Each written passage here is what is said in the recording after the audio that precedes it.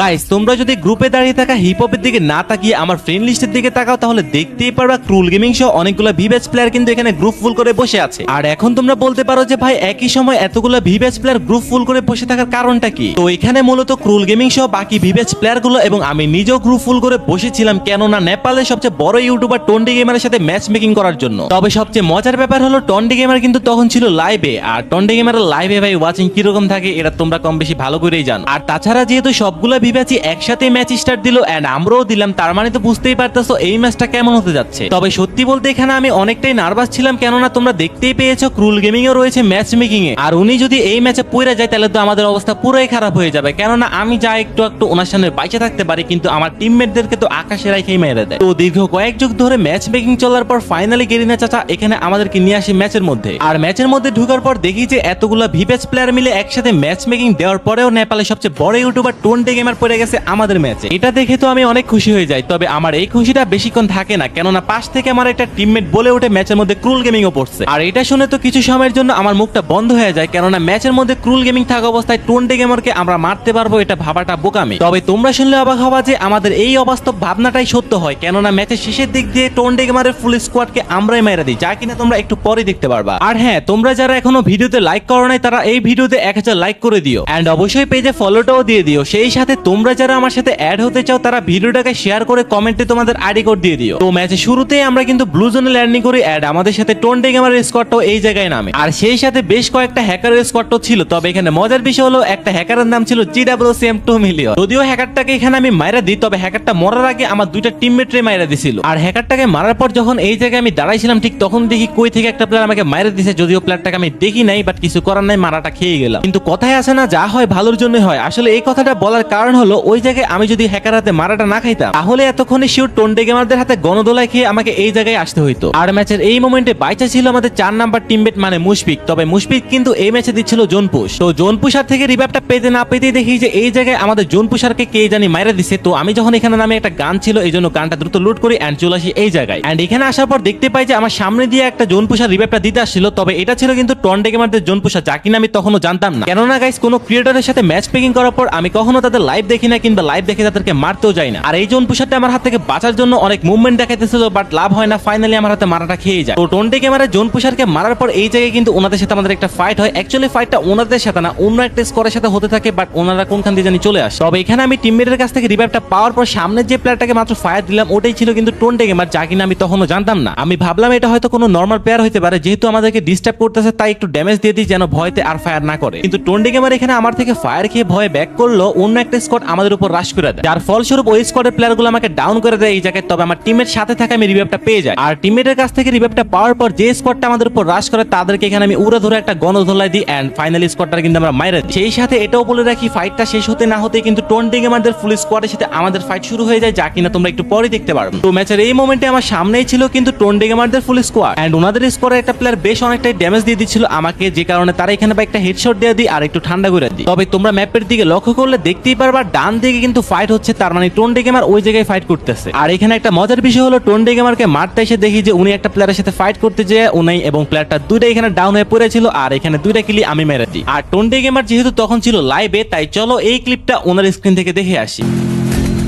अरे बचाओ, अरे ये कौन कूदा?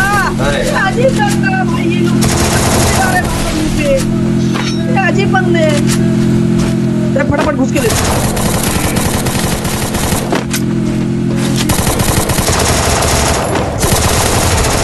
बढ़िया थोड़े राइट और भी आगे ना। ये आए जा रहे हैं यार, ये लोग बार बार आए जा रहे हैं भाई। তো যাই হোক গাইস, টন্ডি গেমারদেরকে মারার পর যখন জোন চলে আসে আমরা যেতে থাকি জোনের ভিতরে, কিন্তু জোনের ভিতরে যাওয়ার সময় দেখি যে আমার টিমমেটরা ডান দিকে ফাইট করতেছিল। আর এই জায়গায় আমার সাথে এমন একটা ঘটনা ঘটে যায় যার জন্য কিনা আমি মোটেও প্রস্তুত ছিলাম না, কেননা এই যে দেখতেছে একটা প্লেয়ার মাত্র রিভাইভ পেয়ে নামলো। তো প্লেয়ারটাকে যখন আমি বারবার স্নাইপার দিয়ে ড্যামেজ দেওয়ার চেষ্টা করতেছিলাম, কেন জানি কয়েকটা স্নাইপার শট মিস হয়ে যায় এন্ড প্লেয়ারটা এখানে আমাকে মারা দেয়। আর দূর থেকে প্লেয়ারটাকে আমার একটা টিমমেট মেরে আমাকে এখানে বাঁচিয়ে দেয়। আর এই ম্যাচের মধ্যে সবচেয়ে বড় ভুল বলতে পারো এই জায়গায় ডাউন হওয়াটা, কেননা এই জায়গায় ডাউন হওয়ার সাথে আমাদের সাথে এমন এমন ঘটনা ঘটে ভাই যেটা ছিল আনএক্সপেক্টেড। তো যাই হোক গাইস, এই জায়গা থেকে তোমরা কিছুটা গেম প্লে ইন গেমে দেখো। আরে ভাই কয়টা প্লেয়ার এই জায়গায়, আরে পাগল তো ভাঙতেছে গ্লুয়াল ভাই। তুমি এই ডাবলাম ফালাও, এই ডাবলাম গুলো ফালাও আমার। আরে রিভাইভ করলাম না, প্লেয়ারটা কিছু আছে মারা লাগবে, মারা লাগবে। কি একটা অবস্থা করতেছো তুমি, দ্রুত এটা প্ল্যানটা ফালাও তো, ইস্তেমার দিয়ে মারা দাও। আরে আরে আরো প্লেয়ার চলে আসছে মনে হয়, দ্রুত ফালাও স্নাইপার। প্লেয়ারের শব্দ শোনা যাচ্ছে, এই চলে আসছে প্লেয়ার। কি একটা অবস্থা, দ্রুত দাও দ্রুত। আরে রে দুনো তো ধরা খাইলাম। আরে প্লেয়ার ভাই ভাগতে হবে কি রে ভাই, আরে দূর থেকে মেরে দিছে তুই, কি একটা অবস্থা। লাইট্রিজ জেমডক ম্যাচটা বের করো ভাই। আচ্ছা টনটে ক্যামেরা মানে মরে গেছে গা, হ্যাঁ ওই যে মাত্র আমার যে প্লেয়ারটা মারছে ওই ওনার লাস্ট প্লেয়ারে মেরে দিছে, তো বুইয়া ওনারাও পাইলো না আমরাও পাইলাম না, কি একটা অবস্থা। ঢুকো জোনে ঢুকো। আরে এই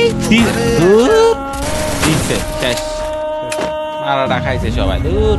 তো যাই হোক গাইস, দেখতেই তো পারলা কিভাবে মারাটা খাইলাম এন্ড বুইয়াটা মিস করে ফেললাম। আর যাই হোক গাইস, তোমরা যারা এখনো ভিডিওতে লাইক করো নাই অবশ্যই ভাই লাইকটা করে দিও।